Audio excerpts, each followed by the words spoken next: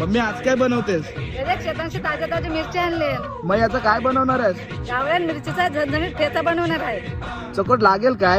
आता फक्त खायचं काम कर रे. ठीक आहे. हिरव शिवार ताजा ताजा माळव्याचा हुईला या भार.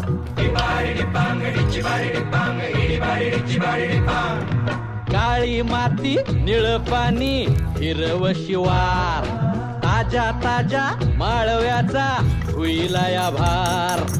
ज्वानीच्या या मळ्यामंदी पिरतीच पाणी बघायला कवतिक आलं नाही कुणी.